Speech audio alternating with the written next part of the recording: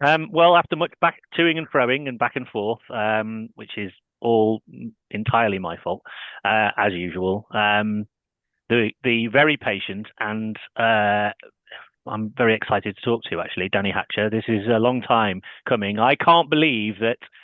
Well, we've just before we've even started talking, we've had I've discovered that I've actually consumed your content previously on an entirely separate subject, and not realised it was you. And then subsequently, through a mutual friend, Adam Hanover at Eastbourne Boxing, we've been put in touch, and I've started watching your content on YouTube, and we've been like, why have I never met this? Why have I never met this guy? Firstly, why have I never seen his content before? Because absolutely amazing. But anyway, Danny, welcome.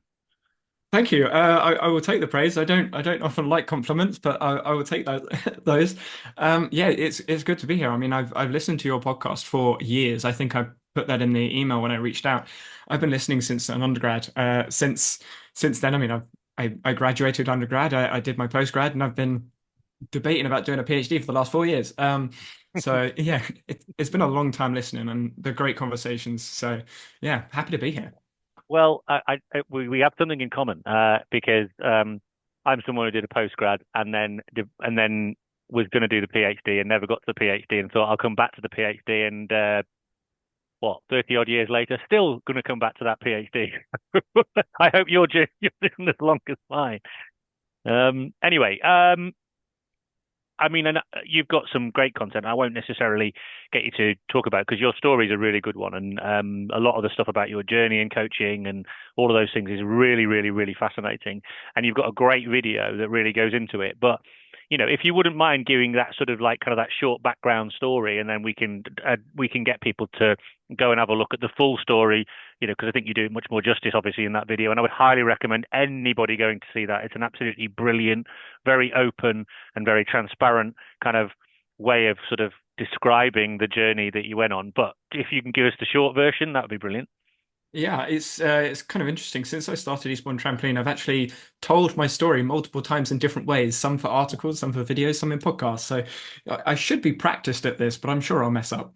Uh, so very briefly, for context, I grew up half deaf, ear infections when I was younger. So going through school, going through all of life, been half deaf on my right side. Mhm. Um, the main issue for me was that I wasn't deaf enough, which I know sounds a bit odd, throughout school, so I didn't get any support. So when teachers turn around to write on the board, for example, I can't lip read because obviously I can't see their face, so I struggle to hear things in class.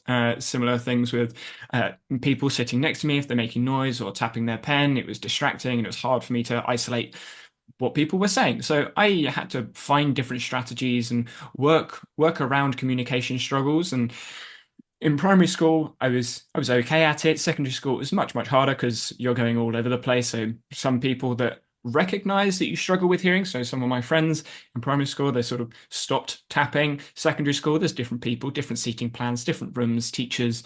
So all the way through school and sport, I sort of struggle with that a bit, but I've always been interested in sport. Like ever since I can remember, I've been doing some sort of sport, various sports, gymnastics, football, handball, rugby, athletics, swimming, scouting. So all the outdoor activities, canoeing, kayaking, climbing, archery, everything. And team sports I enjoyed, but obviously with communication struggled a little bit when you got the coaches shouting from the sidelines with the wind blowing in my ear. I have no idea what they're shouting at me. I sort of just nod and smile and run around and hope I'm doing the right thing. But trampoline was the individual sport that I latched on to, I guess you would say, because one, it's an individual sport, so I don't have to worry about communication. I just stop when the coach wants to tell me something. But also, I'm a bit of a not necessarily adrenaline junkie, but I like the feeling of exploring the not necessarily unknown, but the feeling of weightlessness, the feeling of that was a bit dangerous. That was fun when I was younger, and it still is. I'm 28 almost, and I still like throwing myself around, doing somersaults. So yeah, trampoline now is my main sport, but in 2020, so I graduated my master's degree in 2020. One of the reasons I didn't do a PhD because the world shut down. But I lost my eyesight in my right eye in 2020. I woke up and I couldn't see, which adds another barrier. Action capacities, I'm sure we'll talk about those later, but yeah, action capacities or capabilities, whichever word you want to use there, was diminished. So half deaf, half blind, both right side, which impeded my ability to play football. I was playing football in adults, but I like misjudged the depth of the ball when the ball's going over my head. I remember the last interaction I had in a 11-a-side football game. I was playing in defence, standing on the halfway line. Goalkeeper kicks the ball, and I'm thinking, "Oh, I got to go forwards." So I moved 2 steps forwards, and then I realised, actually, no, I need to step backwards. So I step backwards. Then I realised, actually, no, I did need to go forwards, but a player has run into my blind spot, so I run straight into the player. They carry on running. I fall over. The ball bounces over my head, and then just run straight through and gone. I'm like, I can't do this. Way too frustrating. Um, so yeah, after that, I decided in 2023 that I'm going to focus on coaching because I've done my undergraduate degree in coaching, postgraduate degree in coaching. So I'm going to coach. And somewhat stars aligned. There was a facility next to me where I did my degree. The Eastbourne campus moved to Falmer, which meant the facility was being taken over by, I think it's Wave Leisure and South Downs Health and Wellbeing, something like that. And it was the facility that had height and storage, which trampoline is hard to get the height available plus storage. And I thought, you know what? Instead of being a coach, adding one more coach to a setup that's currently available around me, I'm just going to start a new one. So I did. I created Eastbourne Trampoline, which has now been running for about a month. Obviously, all of the admin stuff has been going on for a while, but sessions have been running for about 4 weeks now. Well, it'll be 4 weeks on Friday. So yeah, I think that covers a lot of broad brushstrokes, but yeah. Um, there's a lot of places to go. One of the things I was interested in, though, so you were on a, as you were learning to coach, did you do an undergraduate degree in coaching, or did you start even earlier than that? So depending on how you define coaching, I started Mm, helping in activities when I was in there you go. Scouts. Right. Um, so I was helping activities in Scouts. I'm like 11, 12 years old. Then I started helping my sister's football team when I'm like 14, 15, because I wanted to be a PE teacher. But when I saw the curriculum, the degree curriculum for PE teacher, I decided that's not quite the way I wanted to go. So I did a sports coaching undergraduate degree, and my head of course was very focused on psychology. They'd done a PhD in psychology, so it wasn't cones and whistles. It was, I mean, I learned about the constraints-led approach in year one. So Um, Now, if I remember correctly as well, through watching your video, you tell a story about how learning about the constraints-led approach and ecological psychology, ecological dynamics, was a bit of a savior for you in terms of kind of reconceptualizing your own experiences within sport and the frustrations that you'd had, also some of the frustrations in the early stages of coaching, and then how learning more about that meant that you had I don't know, an epiphany, an awakening that was, I guess, useful not just in the world of coaching, but in the rest of your life. I might have yeah, overdone that, but yeah. no, that's accurate. So I'm an open book. I'm quite happy to have any conversation. So if you want to ask a question, ask a question. In my second year of undergraduate degree, I'd moved out of home for second year into town. And at that point, so I lost 3 members of my family at the end of college, so sixth form, so like 16, 17 years old. Lost 3 members of family, didn't deal with that very well. First year of undergrad, I struggled, obviously being half deaf. I didn't do the clubbing thing because communication's impossible. Like, you can't lip read when you're drunk, and when people are drunk, their lips don't move the way they're meant to anyway. So, yeah, I just have no chance. Plus, black lights, flash or black room flashing lights. Yeah, just no chance. Right. So I was very isolated first year, and second year from other personal situations plus everything that's built up.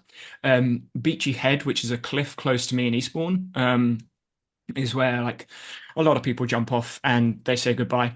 And the cliff became my friend. And through the second year of undergrad, I realized that a lot of the philosophy that we were being taught during my coaching degree was it was telling me the same things that I'd been told all the way through school. Everyone's unique, everyone's different, but it actually gave me a point, a reason, a purpose as to why I was a little bit different. I mean, everyone's different anyway. But it's not that I was doing things wrong. It was just I was looking at the problems in different ways. I was attuning to different information, is the words I would use now. But I was finding solutions to problems that the teachers were telling me were wrong. But there wasn't an actual reason why they were wrong, apart from that's not what they wanted me to do. And that's what I struggled with.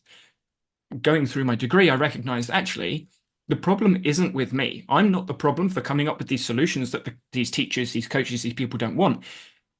They are actually the ones with the problem because they don't like my solution. Why they don't like my solution, I don't know, but I can't deal with that until I ask them. And that's what I started to do in my second year, which I still do. Gets me in trouble sometimes, but I ask a lot of questions because if I come up with a solution that wasn't intended, I want to know why it's not the intended solution. Hmm. So, yeah, and So, so yeah.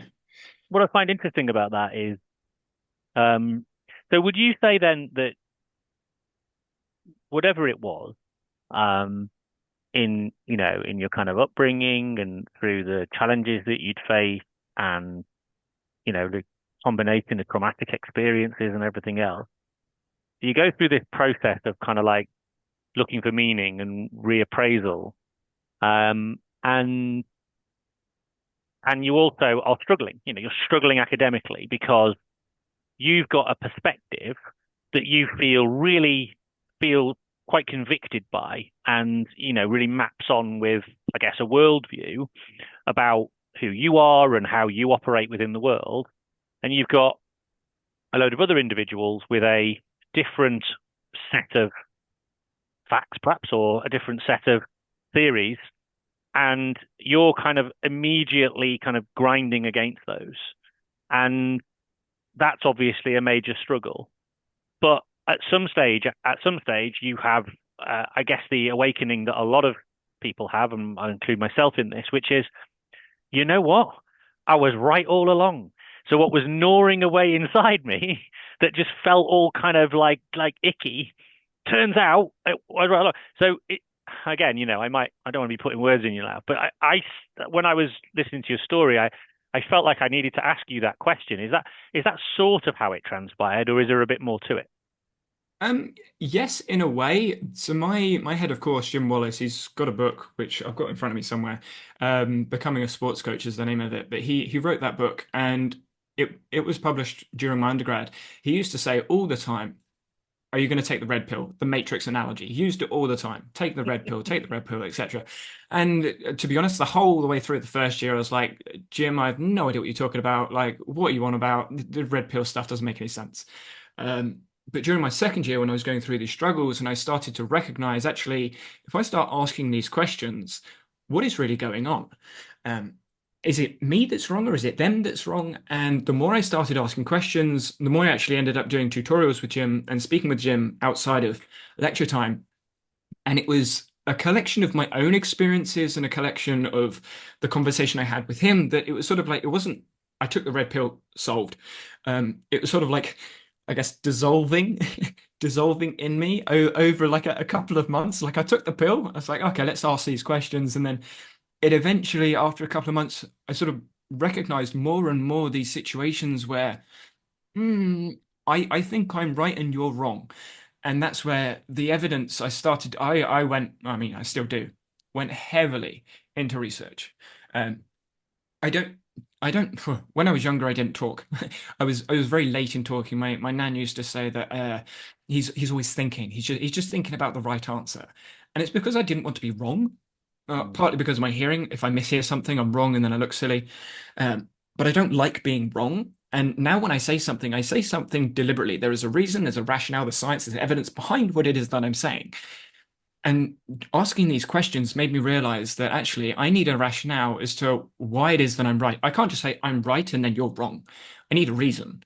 And that's where it moved from the constraints-led approach to ecological psychology. Because during my degree, Jim's not going to talk about ecological psychology to these people that still don't accept that this is a view that's different from normal. So he was using constraints. But I went I want to go further. I want to dig deeper. And that's where ecological psychology, dynamical systems theory, and theoretical physics ended up coming into this because that's where you end up going if you go deep enough. Um, so yeah, it was a long, yeah, long process. I like that analogy, the idea of the pill dissolving inside you over a period of time and eventually getting through the bloodstream. I really like that notion. Um, there's an obvious question I need to ask as well, which is obviously with losing your sight, and the story you told about, you know, the judgment of the ball. Did that give you a particular insight? And have you subsequently come across research around the idea of perception action that that particular impairment has sort of helped you to understand in a slightly different way? Um, it certainly helped me explore visual impairment more because instead of it being very theoretical and abstract, I have an experience, like a lived experience of visual impairment. Mm, But that's only my lived experience of visual impairment because obviously there are lots of different types and styles and constraints of the type of impairment, whether it's narrow or broad or like blackout blind, or if it's just blurred, if it's right side, left side, both eyes, etc. Um, so it's certainly given me a deeper understanding from my experience, but when it comes to understanding the theoretical research and the discussions about visual impairment, I don't think perception and action, like my understanding of perception and action applied in practice, has really altered that much. But I do mm, relate more with those that do have visual impairments, similar to those yeah. with hearing impairments. When I was listening to that story, you reminded me of, I don't know whether I was coaching this team or not. I was probably player coaching this team particularly. We used to have a player called Richard Higgs. He was a brilliant athlete. You know, he could really and he used to play right back, and he could just motor. But every so often in the game, he'd get a pass made to him, and he'd just miss it. And no one could quite work out why, because he's like really quite skilled and all those sorts of things. And it was sort of a bit puzzling. And then after a period of time, we discovered that he couldn't see out of his left eye. So the ball's coming from the left hand side, and he couldn't see out of his left eye. So we switched him to left back. So he had his right eye closest to the ball, became a world beater. But he never mentioned it to anybody. So it's interesting you say that. I'm right-footed. I'm right side dominant, so right-handed, right-footed. I always played left back. I chose to play left back in defense. I played in defense because then I could see the play and I could roughly hear what was going on. But what I found most of the time when I was defending when I was younger is I was running back towards the goal. And if I'm running back towards the goal and I'm playing right back, obviously now my right ear, which is my left ear, is close to the rest of my defenders and my goalkeeper. So if they're shouting pass or man on, I can't hear if I play right back. If I play left back and I turn round to defend, I can hear. So I actually chose to play left back even though I was right-footed, which confused everyone. Um, Going forwards, I couldn't hear what the defenders were saying, but most of the time when you're going forward, you're kicking the ball down the line or to a forward player. So it wasn't that much of an issue. So that was my choice to play left back, even though I was right-footed. Isn't it? Wow. Um, I mean, a good example, I think, of adaptation. You know, I've talked a lot on the show, as you know, about being born with physical impairment, lower limb physical impairments, and how that created adaptations in me that I think gave me kind of an appreciation of the game and a game sense because I had to use that as a mechanism to sort of make up for the lack of athleticism. And I think the more I think about it, the more I talk to people about stuff, they're often similar stories, and I think that's often the journey people go on. It's probably one of the reasons why ecological dynamics kind of appeals. It's that notion of adaptation into environments, and if you've had a lived experience of that, that becomes quite powerful, and it very much resonates. Um, in terms of what you're doing in trampolining, though, so you've essentially you've taken the very brave step of embarking on making coaching your career. You've taken on a facility. You're a month in, and you're going to have people developing and bouncing and all of that sort of stuff. I mean, that is some undertaking. I am I'm partly envious and also partly, um, what's the word? Like I guess sort of I guess I'm fearful in some respects because that's such a big thing to do. Like, you know? For clarity, so I don't own the facility. I'm still renting the Yeah, space because it's a sure. multi-sports court. Just because I know some people abroad, I've spoken with other trampoline coaches, they think facility or gym is a dedicated center, which in the Yeah, UK is very rare. yeah, Even the dedicated centers that are around for gymnastics and trampoline are really sort of just rented warehouses, most of them, yeah, or rented facilities from schools or multi-sports facilities. But yeah, yeah. so it's certainly scary, and trampoline equipment is far more expensive than football equipment, Mhm. uh, as you can imagine. I mean, the so for context, Olympic trampolines they start at around 4,500, and they go up to about 9,500 for the trampoline. Then you've got the safety equipment on the end, so you're looking at about 14,000 for one trampoline setup. We've got four, so I'll let you do the maths on that. You you've reminded me actually of again why I think this is brave, right? So that's the other word I have is admiration. That's it, not just fear, admiration. But you remind me of my wife who's just started a business in the wellness space, and she's had her own purpose-built facility, and she's got lots of different spaces, and but she's got lots of equipment purchased, and yeah, you're tens of thousands of pounds down before you've even opened the doors, which is a scary proposition, right? Yeah, I mean, we've run three sessions. Well, three days because we've got sessions throughout the hours. But yeah, so 3 days. Day four will be Friday, and I missed the third day because I was in LA. So Anyway, so one of the things that I think is really interesting is so you I think would describe yourself as a practitioner who is ecologically influenced, and red pill taker, etc. Now, one of the interesting things about individual sports is I think people can generally understand that around the idea of ecological adaptation or environmental adaptation and constraints in team dynamics. But obviously, when it's an individual sport, people I think more begin to struggle to understand how you apply notions of skill acquisition and um, human development using constraints-led approach, nonlinear pedagogy, etc., etc. So I'd love to learn more about your practice and how you've honed your craft and all that stuff. I mean, to start with, it's not easy.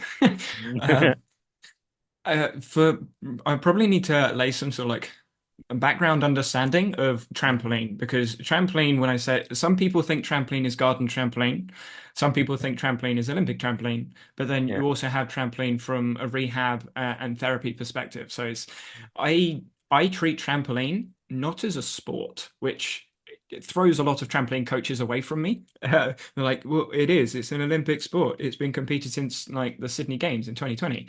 I see trampoline as a bouncy surface. So the way I would describe Eastbourne Trampoline is I encourage individuals to explore movement on a bouncy surface, whether that's an Olympic trampoline, a 4-4 bed, a 6-4 bed, a half-inch bed. They're just different types of like webbing, bouncier or not bouncy, different frames, different springs. It's a bouncy surface at the end of the day. um, the movements that you can do on a trampoline when looked at it from the Olympic sports perspective, are very, I guess you'd say, technique orientated. There are certain ways that you do the thing to Mm. get high scores in competition. The example that I use the most is a seat landing. Everyone knows what a seat drop or seat landing is most of the time. You land on your bum, you get back to your feet. But in Olympic trampoline, a seat landing, your legs are straight, your knees are pointing to the ceiling, your toes are pointed, your hands are by your sides, your fingers are facing forwards, and your back is up straight-ish, and you're facing forwards, and you go from a straight position into that seat landing position, and you come back out to your feet again, and you're pushing your hips forwards, and you all the biomechanics is how they coach it. Um, but the way I coach it is, can you land on your bum and get back to your feet? I don't really care how they land on their bum because they will then figure it out. Mm. And this is what I've done coaching individuals. of all shapes, sizes, ages, abilities. And my approach, instead of putting them in the position of the seat landing and saying, land in that position, I just ask them, can you land on your bum and get back to your feet? Of course, they make mistakes to start with. They'll be leaning forwards, leaning backwards. Some will put their hands in the air. Some will put their arms out to the side. Some will cross their legs because it feels more comfortable. But sometimes they do it, and you think, how in the world did you do that? You should not have been able to get back to feet like that, but they can. Um, and that for me is more exciting for trampoline because I'm wearing the t-shirt actually now, freestyle trampoline. There's the garden trampolinists do stuff that the Olympic trampolinists don't do. They would never even think about doing because it doesn't make sense in competition and it's not judged. So they wouldn't even do those skills. They don't have names for some of those skills. But the freestylers will do it because it looks fun, it looks cool, let's give it a go. I'm not asking individuals to do quads, quints, sextuples off of Cody's. That no.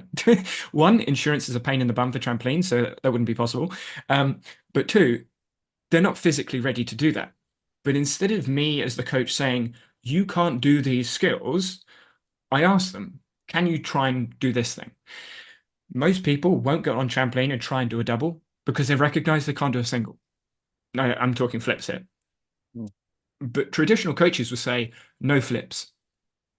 Why say no flips? That immediately adds something in for most people to say, oh, I'm not allowed to do that. Why not? And for me, as the individual when I was younger, I would ask, well, why not? Now I want to try and do the thing. We at Eastbourne Trampoline, we haven't said no flips to anyone. And the only people that have tried to flip are the ones that have either done it before and are comfortable doing it. Most of the time, it's not to feet, or the ones that have developed and are learning to that point. So I don't add rules, I don't add guidelines and constraints unless it's needed, unless it's required. So when I get individuals coming in, I give them a problem to solve. And when they solve the problem, I then look at that and go, okay, how would I want that to be developed in some way? If they want to compete, maybe we need to keep it straight. If they don't want to compete, well, can we do it in a different shape that no Olympic trampolinist would do? Can we do it in a tuck shape, a straddle shape, a pike shape, legs opposite directions? I ask them, can you make a shape in the air? Not can you make a tuck, a pike, or a straddle? Some of them say, I'm going to make a ball in the air. Now, a traditional coach would look at that and go, that's a tuck jump. But it might not be a tuck jump because their back isn't up straight and they're all curled over the ball, curled over like a ball. So the techniques that traditional coaches would go through, which I'm doing the coaching courses at the moment, which they coach techniques, the right way to coach these skills, I'm not interested in them. And the other coach I'm working with at the moment is struggling, I guess I would say, to come to grips with this because they want the list of moves, they want the directory, the glossary of skills. But seat landing is one skill. Seat landing with bent legs is a different skill, but that's not a skill that would be coached because it's not part of the library. Mm. So yeah, there's a lot of information now. I'm gonna stop to see if you have any questions. Well, I love the notion right from the start point. I love the notion of exploring movement on a bouncy surface. If you put a human being on a bouncy surface, they will bounce on it because it's inherently fun. And it's a really, it's like, why do kids bounce on beds, right? And ruin the springs on people's mattresses. It's just fun, right?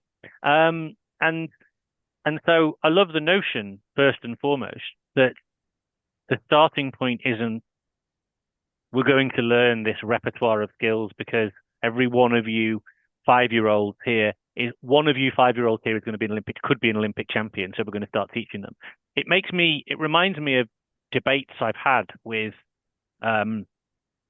people within the aquatics world in quite important decision-making roles around why do we learn the formal Olympic strokes when we do learn to swim? Why don't we just learn having an amazing time in water that will not only enable you to develop water confidence, but one day maybe save your life? No, we learn 25-meter this and 25-meter that and this, that, and the other. And the reason is fundamentally the performance narrative that one of these kids might be Michael Phelps. Well, I just think it's the wrong way to consider it, right? And so I love the notion, just as a reflection, that, you're looking at it through the lens of what is it that's enjoyable about this experience from the get-go, and how can we use that as our starting point, and from there enable people to explore the various ways they can move on this bouncy surface? What does it afford them, to use our lingo? Yeah. Yeah. And so this is something that some of the coaches are starting to recognize because I've been coaching at a different club while I do my qualifications and the rest of it, because British gymnastics is a pain in the bum for pieces of paper. But I've been coaching at another club and so a skill called the swivel hips. That's again one of those names in trampoline that you need to know, which I don't describe it as a swivel hips. I would describe it as land on your bum, face the other way, land on your bum, and then face it, well, and stand back up again, which is what it is. Seat landing, half twist to seat landing to feet.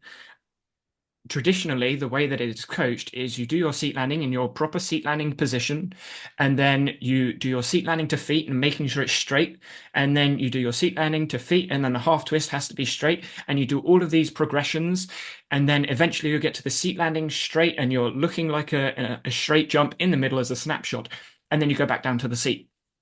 And that's what's drilled. You're drilled in a seat, seat to feet, seat half twist to feet, seat half twist to feet, seat, and then half twist to seat. And it drives me nuts because if you say to someone, can you land on your bum and face the other way and land on your bum again? They will. They will try and figure it out. Most of the time, they'll go around sideways. So they'll bring Mm, their legs around sideways rather than bringing them underneath them. yeah. So what I do is I say, okay, well, can you do three in a row? So can you do seat, half to seat, half to seat? And they'll struggle and figure it, and they'll eventually work it out. Can you do four? Can you do five? Can we get to 10? And when they get to 10, the first two or three is pretty straight because in order to keep going, you have to be efficient with the twist. So I haven't told them you need to be straight. They figure it out. Oh, it's easier if I put my legs under my body rather than round. And I've got a girl that I've been coaching now. She's profoundly deaf. So I guess that's another thing. I coach profoundly deaf people, trampoline, with sign language. That's an interesting topic. But yeah, so she came to me and she could land on her bum, get back to feet just. Now she's doing 10. She's going seat, half the seat 10 times. And the first four looks like a competition ready swivel hips. But I haven't told her anything about keep your legs straight, point your toes, put your arms straight, or any of the biomechanical things that traditional coaches would tell her. I've just said, can you get to 10? That was it. But she's developed those skills from the task that I've given her, the problem that I've given her, which to me proves it works, proves this coaching works. Um, so yeah, I can see you're smiling. Yeah, because a couple of things there. The first thing to say is the good news. Well, it might not be good news for you because you're a little bit late to the party, but the good news for others, or for you in your progression through coaching qualifications, is that a good friend of mine is the head of learning and development at British Gymnastics. And not only, he's only been there about a year, and he is one of the most pioneering individuals that I've had the pleasure of working alongside and with, and is working hard on bringing about a quite significant cultural change to coach education in gymnastics. So sadly, it might not impact quite at the time when you're looking for, but things are changing. So as you go through an ongoing journey of learning within the sport, hopefully you're going to see some changes coming in, which would be really beneficial. So hopefully that's a good thing. The other thing I was just thinking, just reflecting on though, is when you said about this notion of working with profoundly deaf participants. So is that a bit of becoming a bit of a specialism, which is working with, say, they'd call them para athletes. They're not necessarily para athletes because they're eight, right? But the point being is, kids with different kinds of impairments, particularly, audible, visual, those kinds of things. Is that going to be a specialism of yours, or has it just become so because you have the lived experience that means that you can resonate with these individuals?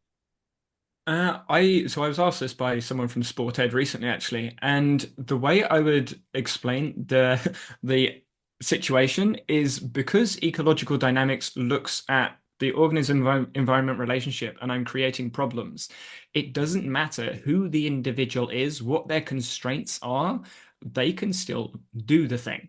So it doesn't matter if they are hearing impaired, visually impaired, or I've got individuals at Eastbourne Trampoline that have other, I guess you'd categorize them as neurodiversities. I'm not a fan of the term, but autism, ADHD, dyspraxia, and they all still problem solve. They are all learning. One of the individuals that I've worked with has, according to parents, struggled to focus. They can't focus or pay attention. They don't listen.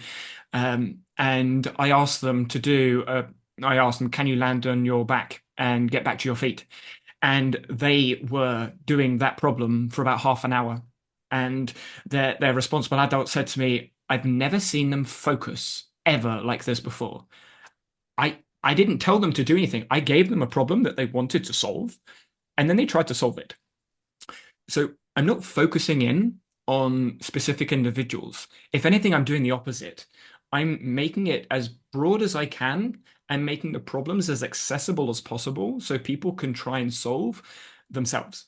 Um, Granted, working with profoundly deaf individuals does mean I need to develop my own skills for communication purposes.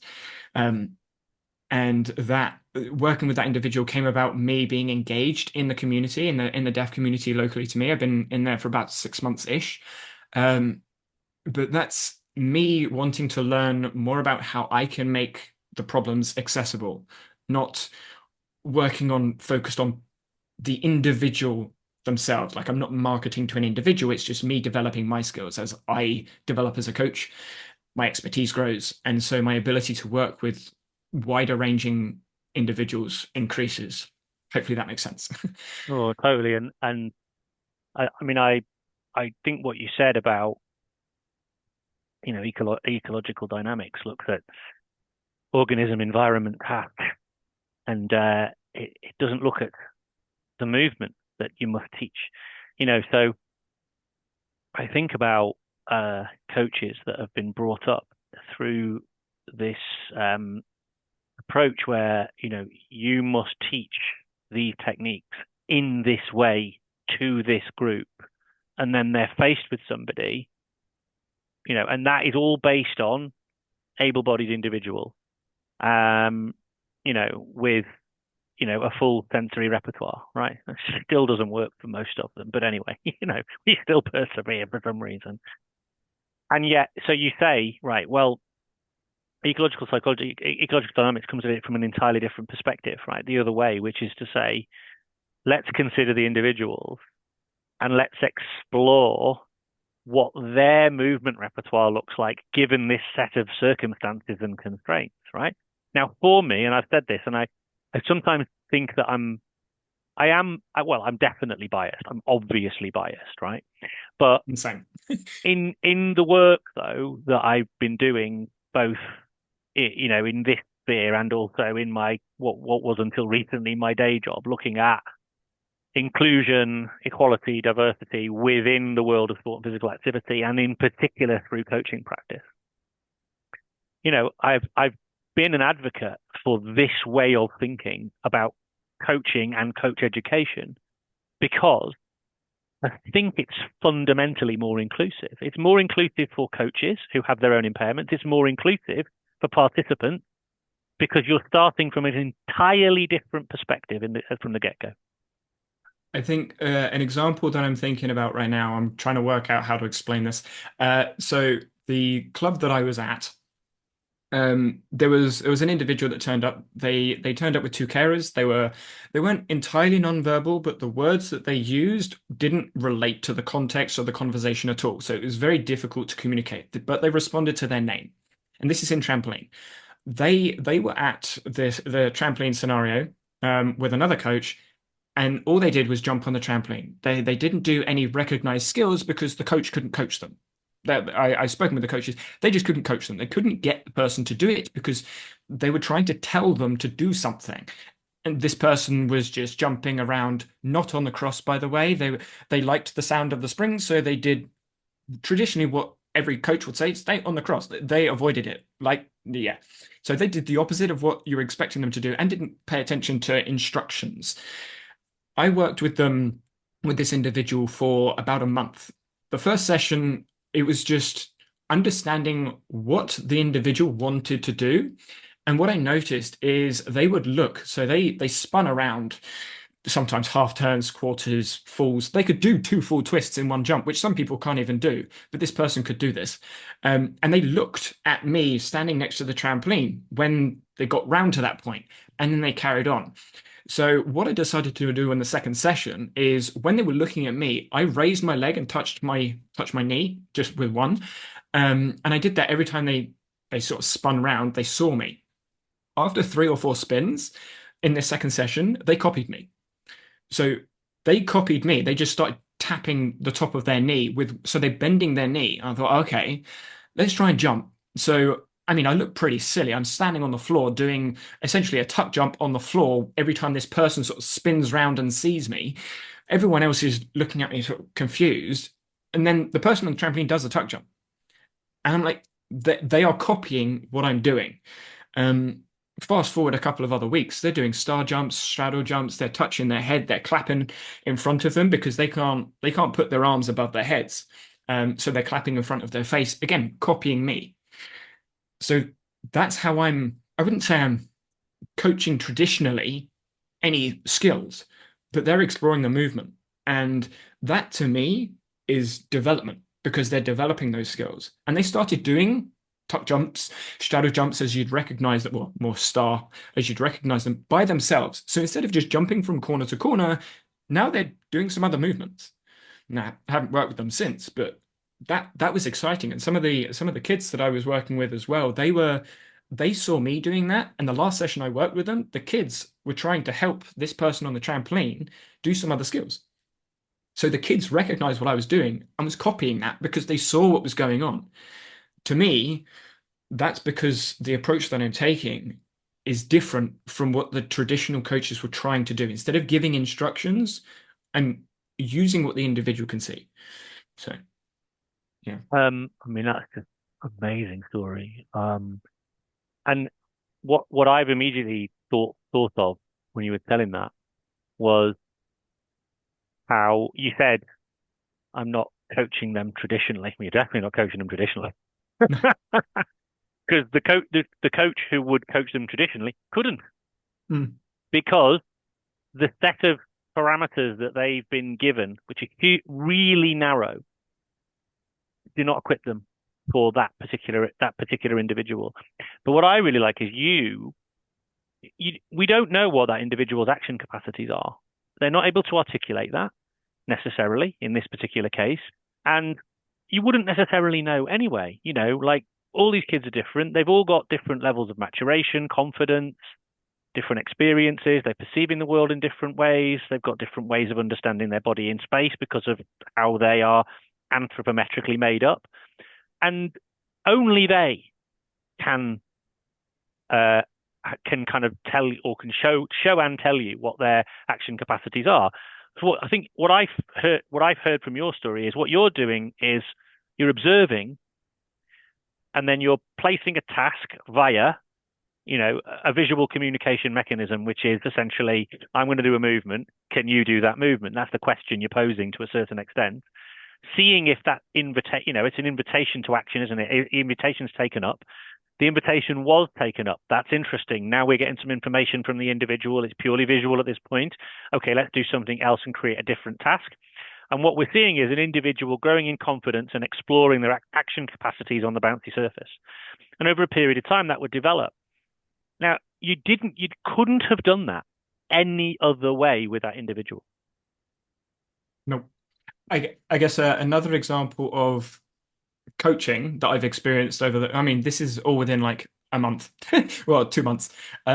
So one of the profoundly deaf individuals that I've worked with, when I first saw them, like, for those unfamiliar with the deaf community, obviously they can't hear, so they are often quite shy, especially children. They're quite shy to engage.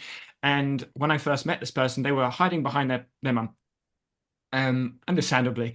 And it was very much sort of nod. Every time the traditional coach that I was working, so I was doing sort of like a bit of an interpreter job. I was new to sign language at this point, BSL, but I knew some. Traditional coach says something, deaf person tries to lip read, and then go, "Do you understand?" And they would say, "Oh yeah, yeah." Well, they would nod and smile.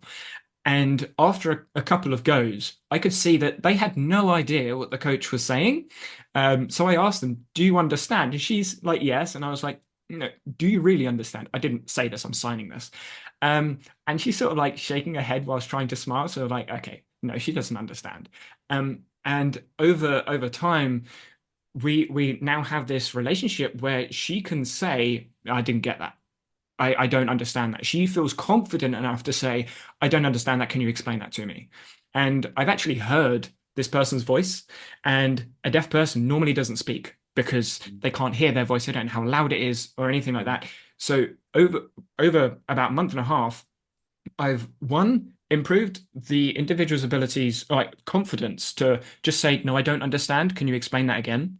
Two, to communicate with other people. So they're now actually talking, well, communicating via text. So they're writing a message on the phone, and then another person that's in the session is writing a message on the phone. So they're communicating with other people in the session, which is making friends, which that to me, I'm like, amazing. But also they are confident enough to talk to me, a hearing, well, half hearing person. So that person, just through me letting them explore movement and make mistakes, has built up their personal confidence because I'm not focused on you need to get your feet in the right place, you need to land in the middle. And I don't care I don't care what they're doing on the trampoline as long as it's safe, which they are safe, but they're developing personal confidence. So I'm not coaching the sport, I'm coaching the person, if that makes sense. Yeah, yeah, yeah, 100%. And there's lots of courses that you can do. Like UK coaching have got coaching the person in front of you, and you made me think actually. And this is I don't know if you know this, but it's interesting. So Activity Alliance, which is that used to be called the English Federation of Disability Sport, an alliance of federated organisations that sort of essentially look at different impairments, and they run a course. They run a course. I think it was called the Inclusive Activity Program from memory. I should know. I did fund it anyway. But they and on that course, interestingly enough, is the STEP framework. So essentially, the constraints of space, task, equipment, and people, and that apparently has been embedded within inclusive and adapted physical activity for decades. So the constraints-led approach has been embedded within kind of disability sport and adaptive physical activity by necessity, and yet has never until relatively recently, has not really translated into mainstream sport and physical activity, albeit it's still not embedded. But I think the stories you're telling is about how every individual is different, whether they've got what you might call a formal disability or not. They've all got different action capacities. I've got really short legs and a really long body, and and all those sorts of things. That creates different action capacities for me. I could do particular gymnastics movements that other friends of mine at university couldn't do, but they could run like the wind, and I couldn't. So we had lots of different things, and that. But so again, so thinking through if it's good for a community of individuals who've got specific needs, and in order to enable those needs, we use a framework like the constraint-led approach as a mechanism to create adapted forms of activity and help them explore through physical activity for themselves. Why would that not be appropriate for everybody? It's the kind of genuinely the tide that rises all boats. I'm Yeah, getting on my soapbox a bit there. well, it's so this is one of the things that I've struggled with when I communicate with some of the coaches, particularly in trampoline, is when I say constraint, most of them say, "Oh, I use those." I'm like, "Well, yes, you do use those because all coaching uses constraints to some extent. It's what you're doing with the constraints and why you've put the constraint in there in the first place. Yeah. Which goes back to what I mentioned earlier about the other coach I'm working with. They want a list, they want a directory, they want sort of things they can tick off to say, we've done this skill.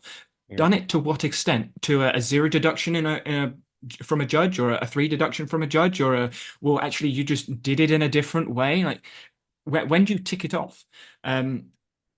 So the cards that I'm currently using, the problems that I'm giving out, I've created very basic. I just got a piece of paper, laminated it, and cut it out. So we've got like small laminated cards for the trampolines so the kids can sort of read it. And the parents can also read it and say, "Oh, have you tried this?" And that reminded me of another story, which I'll tell you in a second. Um, but the constraints that are used, instead of adding the constraints because I need to coach this skill, like the level one that I'm doing at the moment for British gymnastics, is said, oh, okay, you do this skill in the first 10 minutes, this skill in the second 10 minutes, this skill in the third. What I did with one of the groups is I asked them, can you do a landing, a body landing, half twist to a body landing? So that could be bum half twister front, front half twister bum, seat like bum half twister back, whatever. Adding that half twist makes them have to figure out where the half twist goes. So for people listening, this may be difficult to try and visualize, but if you're landing on your bum and you do a half twist, you can roll over to your front, or to half twist to back, you actually have to rotate forwards and half twist to back. So it's not just the half twist, but you have to have rotation, and they've got to figure that out. And while I was doing when I had this set up, a seat roller, which is a categorized skill, is seat landing, full twist, the seat landing, or land on your bum, full twist, land on your bum. And this task that I set up, land, body landing, half twist, body landing, someone accidentally did a seat roller, which is a skill I'm technically not qualified to coach, but the other coach in the room is, so insurance were covered. But they accidentally did a very difficult skill trying to explore something completely different, which to me shows that when you add the constraints, you're actually restricting other movements that may actually be harder. So a better skill in trampoline is constrained because you're coaching this easier skill, which I don't think transfers to team dynamics as well. But that for me, when when I look at traditional coaches in trampoline, I'm thinking, well, are you actually blocking the talent, the potential, the whatever word you want to put there for those individuals by coaching traditionally and not letting them explore what comes naturally? I use that word sparingly, but what they feel like they want to do. So yeah, seat full twist to seat rather than seat half twist to front. I mean, it's a progression skill, but I didn't have to tell them, okay, now do a half twist over. They just did it. And that to me was exciting to see. 100%. And the um, what I was thinking about when you said that is you use the word naturally, organically, instinctively. Yeah. Yeah, It emerged. it emerged. There you go, emerging, self-organized. So the constraint created the self-organization, albeit sometimes self-organization goes beyond what you think it might. That's Mm. natural. With used to use that word again. You said there was another story you were going to tell me. You piqued my interest. Yes. So I was one of the individuals I was working with these cards, they they struggle with following instructions, and they struggle with like doing things outside of the time. So homework, for example, is not something that they do. Um, and once you've set them a task, they will do the task. And because these tasks were open, there were lots of different ways to complete them. The parent of the individual actually said to me, they started coming up with solutions on the way home. So they were voluntarily doing homework for the next session, which is something they just don't do. Um, and that to me shows that it wasn't that they were doing the skill wrong. Like you've done the task wrong, you haven't completed it. They did complete it, but they wanted to complete it again in a different way. and they were coming up with solutions to the skills that I hadn't thought about as well. So not only have I got this person doing something that they don't like doing normally, but they're also working on the sport outside of training hours. So they're interested, they're engaged in the activity, which for me is lifelong activity. If you're going to get someone involved, you want them engaged outside. And that I didn't ask them to do that. I didn't require them to do that. It wasn't set. They chose to do it, which for me is huge. I can't imagine anyone at school going, I'm going to voluntarily do my maths homework. Like, I, maybe some people will, but I don't know many people that would. Um, so for me, that was another big sort of flag that says I think I'm going along a good path.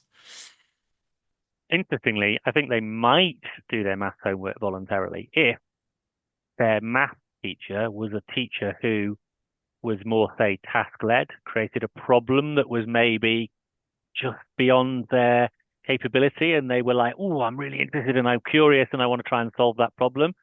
But unfortunately, it's not taught that way, is it? Yeah, Sadly. I agree. I agree. I think if teachers were to be more exploratory and allowed problem solving outside, then maybe a bit more. But I think the school system has a lot of constraints that restrict teachers' ability to be effective in education. I 100% agree. Different conversation.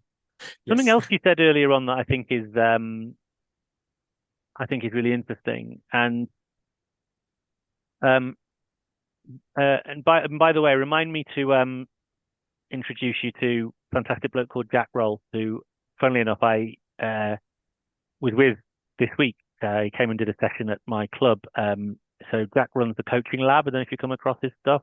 They're cards that basically you give out to athletes, and they've got different kind of challenges and these sorts of things, and it creates connection and all those sorts of things. So I'll put you in touch with him because it may be there's a collaboration there with some cards specifically for trampolining, particularly with some of the audience groups that you're working with. But there's I another was just looking, conversation. I've got some boxing coaching cards next to me. So Ah, there you go. Yeah, I think they've been. Yeah, and I've done similar things. So yeah, it's a useful. From a task perspective, I think it's a useful way, isn't it? Your point earlier about constraints as well. By the way, I don't use constraints. Everybody uses constraints. They just don't know that they do. An instruction is constraint. Um, you know, uh, Verbal feedback is a form of constraint. Everything is a constraint. Even just the way you raise your eyebrows is a constraint. Sometimes I've learned to my cost over a period of time. Going back to this notion of a bouncy surface. So you said at the start of this, obviously, massive financial outlay to put these, amazing bits of kit in place.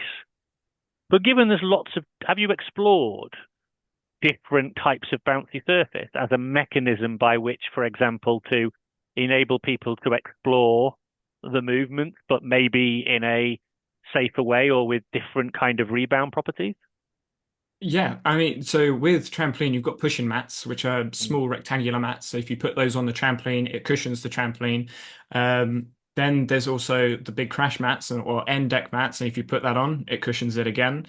mm, And when you're doing skills, the pushing mats can, of course, then be pushed in, which adjusts the trampoline bounce, the way that it reacts. So we use those.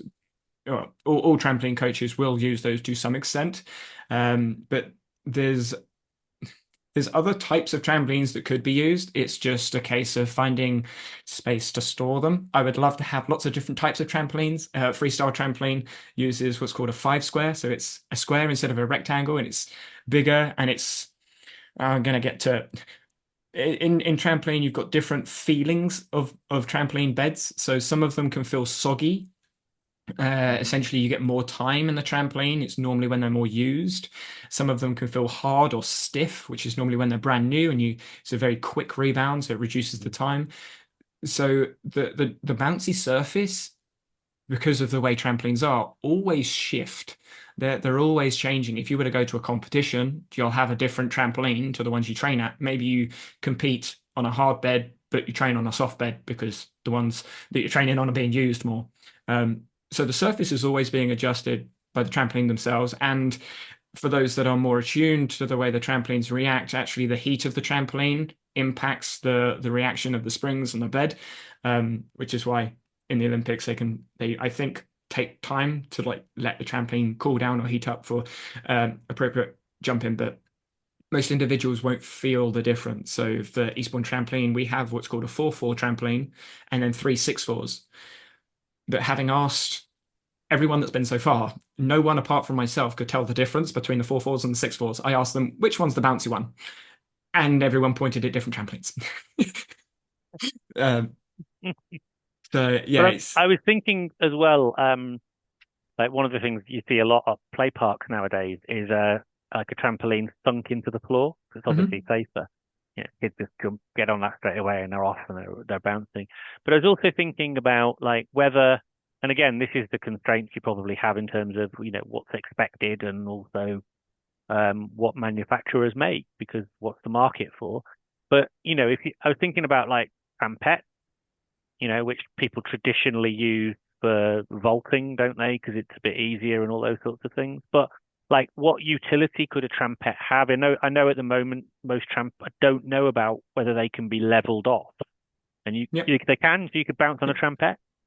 So I've got when I went to Barcelona recently for the Freestyle World Championships, Freestyle Trampoline World Championships, I met someone that's from Cirque du Soleil, and they were out there scouting for, well, sort of scouting for individuals. And I was talking with them about some of the shows that they do, and obviously they have trampolines opposite each other, like put up as if they were two walls, and they jump between the two. Then you've got tumble tracks, bounce tracks, or you've got like air mats across the floor, whether it's a big square for say cheerleading or gymnastics, or long tumble tracks for multiple tumbles, uh, X shapes, tumble tracks. So all of those sort of bouncy surfaces is what I would love to explore.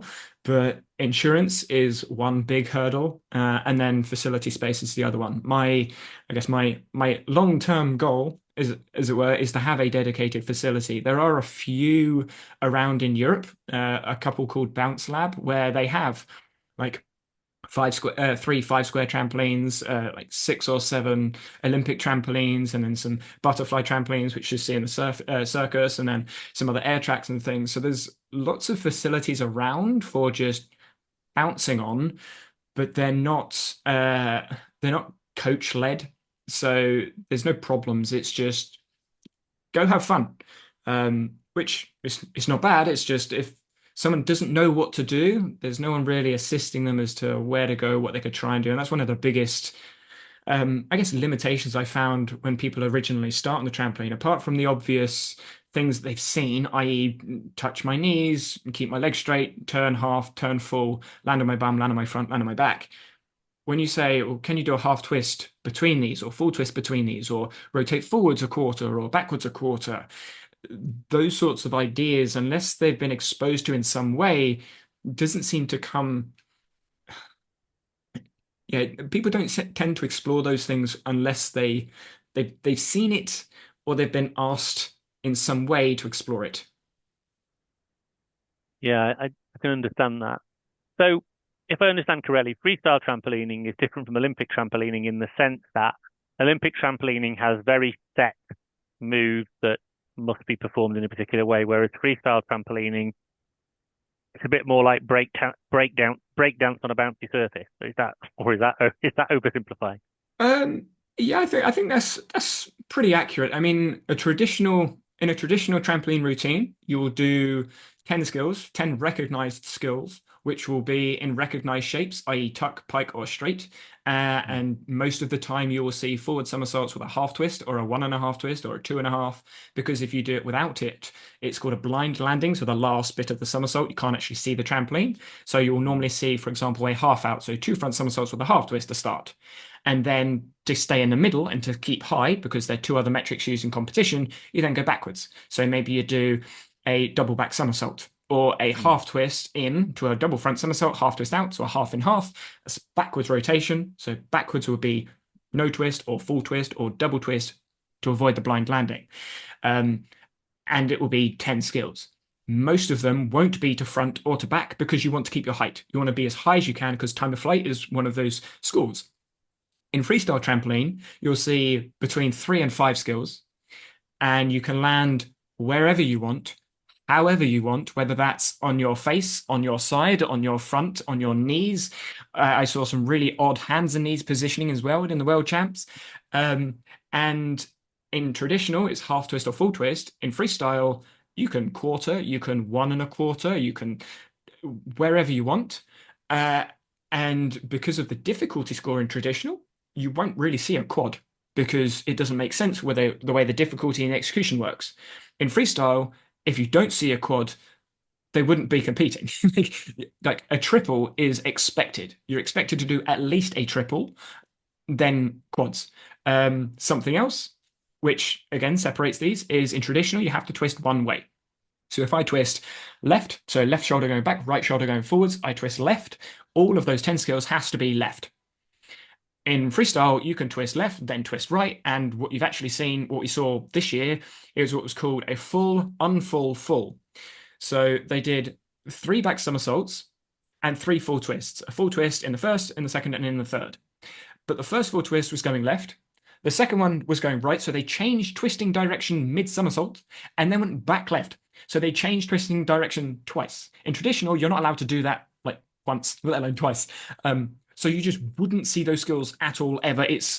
One, it's not allowed, and two, it wouldn't make sense because of the way that the competition is judged. So freestyle trampoline looks drastically different from traditional.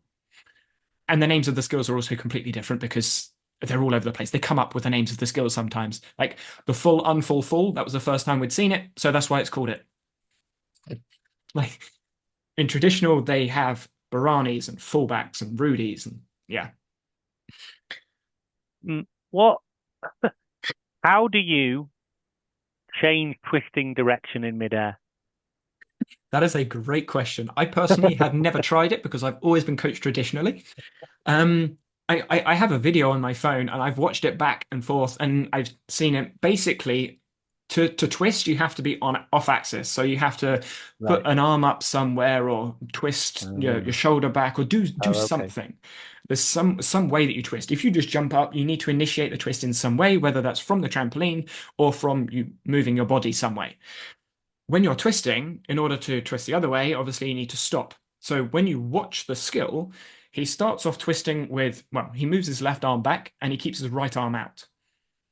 And then to stop, well, he brings his arm back sort of towards his body. To stop, he basically spreads his body out as big as he can to slow the rotation down and then whips his right arm back. So he's stopped it by going big and whipped his right arm back to start twisting the other way. And then he's brought his arms in to speed himself up. And then to stop, he's opened his arms out again and then put his left arm back. So he's figured out how to do all of this on his garden trampoline at home. Some of the freestylers worked out how to do a full, unfull before, and it looks different because they all twist slightly differently, whether they're using their legs, their knees, their feet, their arms, their shoulders. Some of them use their hips, so the cat twisting. Some of them do it straight off the trampoline to start with, and then use their arms. It always looks different, but any traditional coach would look at it and go, "That's messy, that's horrible," because there's not nice straight lines that you can judge. But it's movement that you just wouldn't see unless they're doing this arms, legs all over the place. Looks a bit messy, but if you know what they're doing, it looks extremely impressive. I'm interested to know if you are aware of whether any individuals have kind of started out in a freestyle mode, which sounds to me to be more exploratory, more self-organized, more peer-taught, self-taught, that kind of thing. Sort of Uh, skateboarding world. yeah, exactly. Yeah, it feels very similar, like a lot of freestyle sports are, who have then successfully transferred into is it called artistic trampolining? It's just trampoline. Just trampolining into what we call traditional trampolining. Has that worked? Has that ever happened, or the other way? The other way a lot. Oh, okay. It's the other way. So most freestyle trampolinists will never go to traditional. Far too many foot rules, constraints, restrictions, pointed toes. I mean, you've got to wear a leotard. Freestyle, you can wear what you want. Freestyle, they're wearing like necklaces and earrings. In traditional, you've got to wear a leotard and whites, which like tight trousers with white socks, can't be black socks. And you can't wear any earrings or any, yeah. no freestyler will go to traditional, or none that I know of anyway. But there are quite a lot of traditional that go to freestyle because in traditional trampoline, from my understanding and my experience, most most people retire at like 14, 15. Mm. Like they just stop for various reasons. And I assume so I'm gonna talk about Ernest because most people that are into freestyle trampoline will be familiar with Ernest. He's the first person that did 9 somersaults in one jump, which is insane. He had assist from other people jumping on the trampoline, but he's from traditional trampoline. He started in traditional trampoline at a traditional club doing skills, but he was restricted by the British gymnastics. You can't do this skill because the coach isn't insured, or you're not safe enough to do these skills. And like many others in freestyle, he basically said, "Okay, I'll do it on my garden trampoline instead then." So he did. And he wasn't let back into traditional for various reasons. So he just followed freestyle. And so 2 of the 5 finalists in the World Championships were from traditional and went to freestyle because they wanted to do things that you couldn't do in traditional because there were too many constraints in traditional. Not necessarily the way the coaches were coaching, but the way the competition encouraged the coaches to coach. Like in traditional trampoline, you've got 4 scores. Height, so higher you jump, better the score. The more in the middle, the better the score. The harder the routine, the better the score. And then execution by judges, which even in traditional, good luck understanding what the judges' scores are. um, but those 4 scores mean that if you're doing a skill, for example, say you're going to do a triple into a front landing, and then you're going to do a quad Cody, that's not going to be high because you've got a lot of the motion, the force is going to rotate. So your time of flight score is going to go down, which in a competition doesn't make sense, especially as the next couple of skills will also be lower. So the competition constrains the skills and exploration of movement that individuals can do, which is why freestyle competition is judged through difficulty and through creativity, which is essentially a very flexible execution score. I mean, I love. I mean, I can kind of see why. You're not narrowing yourself necessarily to saying I'm only doing freestyle, I'm only doing traditional, because obviously you're developing the capabilities to go either route if an athlete chooses to.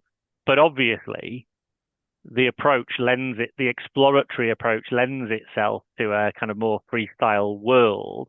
Albeit, I think the skills can be developed in both. And on that subject, we said I wanted to really dig into this a little bit, which was um, I watched with, fascination Bryony Page's gold medal at Paris. And something she said in her interview afterwards, it might be the next day, said I think it was her penultimate skill or, repertoire. She she kind of felt that it wasn't quite right, so it didn't set up for the final one. So she had a much more difficult final one like planned, but because of what happened, she adjusted and adapted and did something slightly simpler and then like made it, kind of perfect, which fundamentally gave her the kind of score that she got and then, brought her the gold. Now, I obviously, because I'm looking at that with my worldview lens on and my ecological lens on, what I heard was here is an individual who has developed a repertoire, but is enabled and has enough attunement to where they are in time and space and where they are in relation to the trampoline itself to then make decisions in the moment while, kind of twisting and revolving, to be able to determine the actions that they're going to take. And that, for me, is a highly skilled and highly adaptable athlete. And I wonder how many elite athletes have that capability, are given the ability to make those decisions. I mean, a lot of trampolinists that I've spoken to, I'm familiar with, in the traditional world at least, when they've got a routine, that is the routine that they do. And a lot of them, because that's all that they train, if something goes wrong, you'll often see people just stop.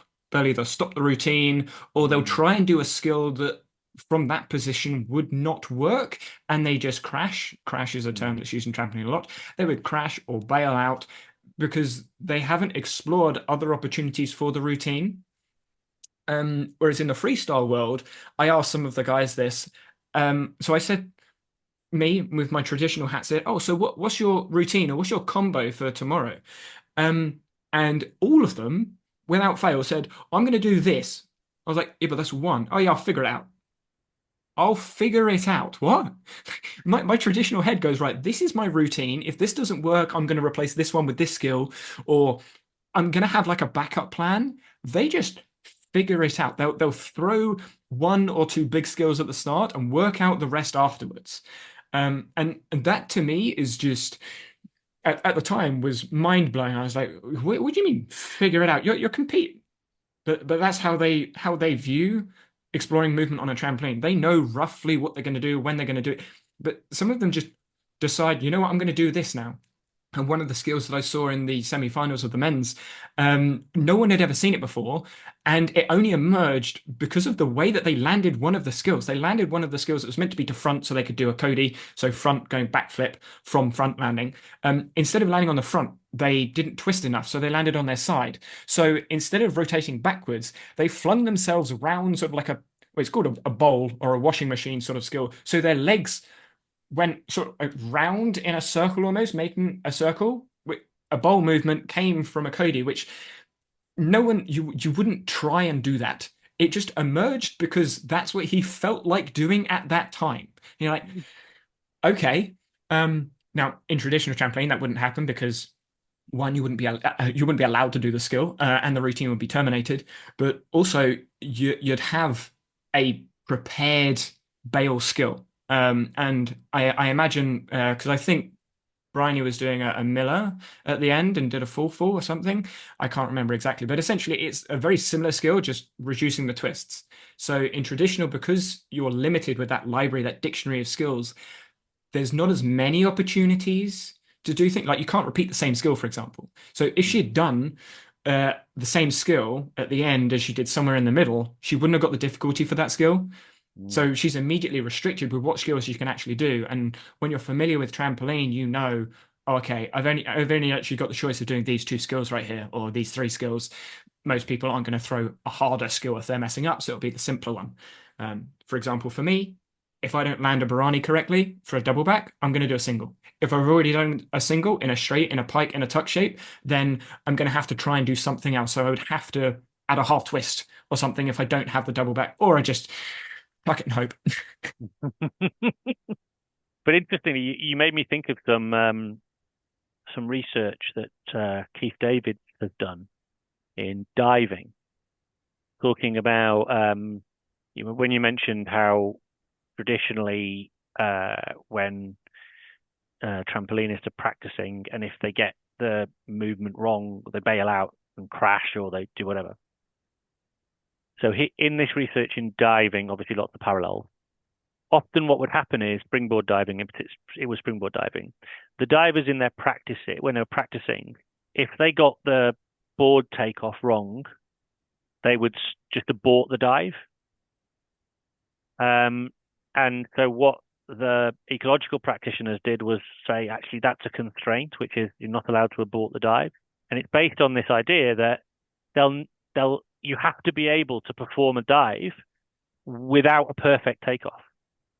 So why would you be only practicing for the perfect takeoff?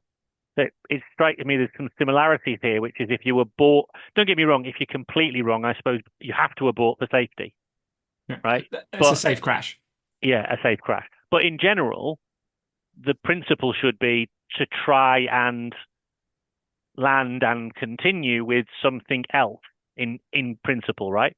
Yeah. Yeah, this is one of the restrictions that I've seen, partly because of health and safety that came into trampoline, but also because of the way coaches coach, is when you're drilled these skills. So to share some experience of my training. I was when I was doing somersault, I can still do somersaults, but when I was being taught somersaults, I would do from the cross 3 or 4 bounces. I'd do an arm set, so put my arms down and land with my arms up, and then I'd do a tuck back somersault. And I would drill that until I had the perfect ideal technique. But in a routine, if that's skill 2 and I land slightly forwards from the cross, well, if I do that exact movement, I'm now going to go from just in front of the cross to miles behind it.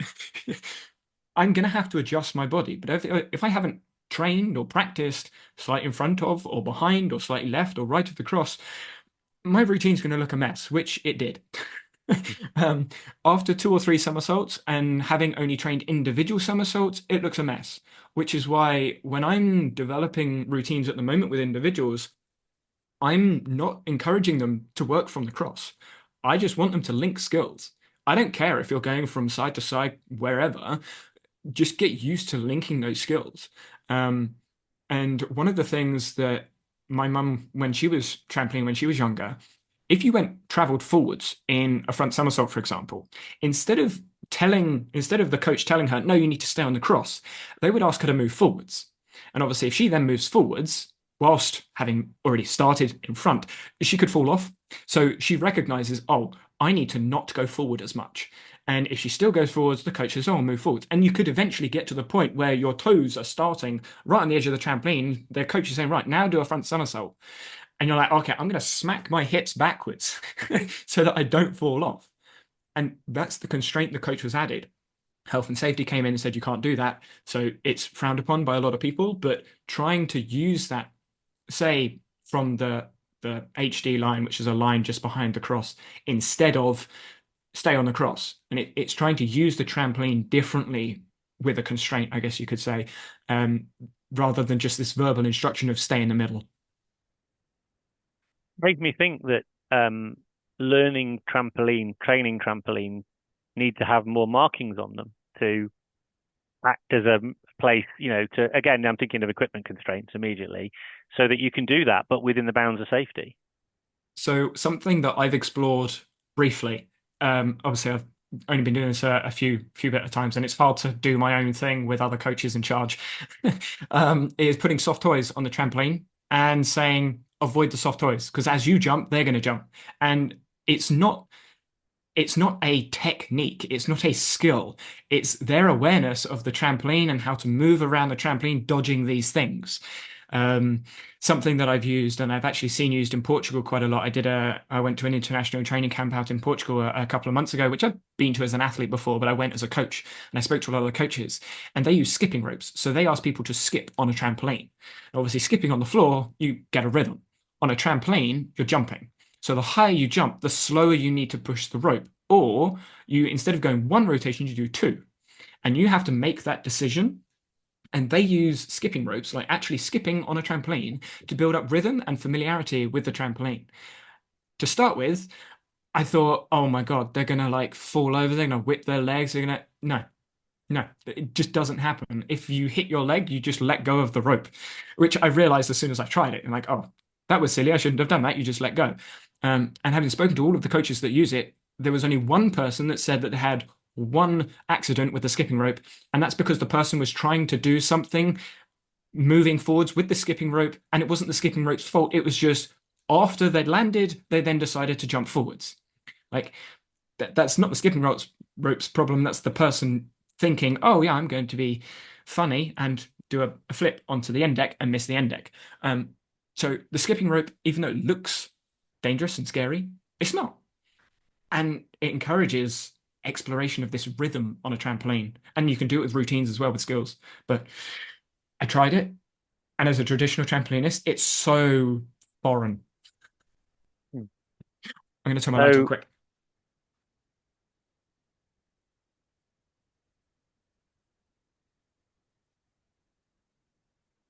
so I have even more admiration because not only are you embarking on this kind of journey of, you know, working full time in the coaching space and doing so in a rented facility with significant financial outlay in order to get yourself started.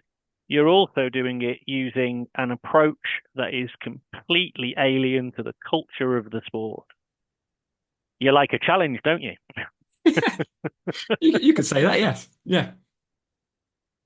I think I I mean this is something that I don't know whether I want to say I'm proud about it, but I don't think there is another trampoline. I don't like the word club because I don't think Eastbourne Trampoline is a club because we don't focus on competition, but I'm going to say club. I don't think that Eastbourne Trampoline Club, the club that we've got, has a culture or vibe like any other. And that was something that Adam said in the first session. So Adam actually came to Eastbourne Trampoline to talk to me about using trampoline potentially for the boxes for strength and conditioning, which I've used trampolines before. Putting a mat on it and running on a trampoline with a mat on it is extremely tiring because obviously a trampoline isn't a floor, so you have to try harder. And he turned up with his kids, and his kids had a go in the free trial. And at the end of it, I think it was the biggest compliment he could have given me was he said, "I like the vibe." Like it wasn't a, oh, the coaches are in charge, or there's loads of rules here, or you need to be safe, or this is competition, or oh, just jump about and mess around. The vibe was inclusive, it was engaging, and because of the oddness, weirdness of everything else that's going on, it doesn't feel like a sports club, an organized sports club. It is organized, of course, but it doesn't feel like it. And one of the other tools that I'm playing around with is a traditionally extreme performance tool. It's a time of flight machine. You'll use it in competition. What's your time of flight for this 10 bounce routine? That's your score. Okay, can we get a higher? I've gone, forget about all of that. Um, Obviously, what's the highest you can jump? That's what most of the boys that I've experienced when they get on a trampoline, can I jump really high? Okay. Well, here's the actual number. I'm not interested in telling them, okay, you need to keep straight, you need to wait for the depression of the trampoline, you bend your knees and swing your arms up in front of you and make sure. I don't tell them how to jump high. I just show them the number and say, okay, that one was lower. Sometimes they feel like it's higher because they were in the air longer, but they went from the back of the trampoline to the front of the trampoline. So it wasn't up, it was more forwards. And the number helps them explore going higher. And something I'm going to sort of, I guess, tell a secret, as it were, something that I'm working with the developer of, or developers of the device, it's called a Veriflight machine, is the ability to have accumulated time. So, you get like a cycle the distance or run the distance to Paris or wherever is like a fundraising thing. When trampoline, those don't really exist because you can't measure accumulated time of flight. But with this device, you can. At the moment, it stops at idle, but you can. So what that allows me and us to do is then say, oh, okay, as a team, we are going to try and jump to the moon. And again, it brings in something that's a community led. It's fun, but everyone can do it. It doesn't matter whether you're jumping like half a meter off the trampoline or 6 meters off the trampoline. You're still adding to that. So it's everyone jumping up high. And again, it's just exploring movement. And using a performance tool for a inclusive recreational purpose is again one of those I wouldn't say groundbreaking, but like breaking traditions, breaking rules, breaking expectations. Well, I mean, 100%. I love that. And you talk about playing around. I mean, it sounds to me as well. You talk about the vibe. It sounds very playful, and uh, I feel like you're very much aligned to the campaign that's running at the moment called Play Their Way, very much driven by this idea of bringing play back to young people. Danny, I could talk to you for hours. I'm constrained by time. I've got a club committee meeting to attend, which I really don't want to do. But anyway, I'm going to go along anyway because in my capacity as club chair, one has these kinds of duties. Um, I listen, completely lost track of time, to be honest. no, and I definitely would love to do probably love to do a follow up. I'd love to see how your journey is and how you're going and all those sorts of things. Um, some people might be interested to reach out. I wouldn't be surprised, and they might also want to consume your content. So, give me all your particulars so that they can find out where you are. I mean, I try and make things as simple as I can. So my name is Danny Hatcher, and I am Danny Hatcher everywhere, whether that's on Twitter or X, whichever you prefer. Facebook, Instagram, YouTube. The other channel that I have, which you mentioned, is Danny Talks Tech. You should be able to find it on the Danny Hatcher channel anyway. Um, So yeah, and then the obviously Eastbourne Trampoline is online. You can search me up on the internet. I was going to say Google, but you might Bing it or Yahoo it. So the internet. That's been a fascinating conversation and I've thoroughly enjoyed it. I'm glad we could make it happen and thank you for your perseverance dealing with my scheduling issues. And absolutely all the best for the future with the club. It sounds like it's going to be really good fun. Yes, well, it is good fun, and hopefully it continues being fun. Okay, brilliant. Appreciate it. Thank you.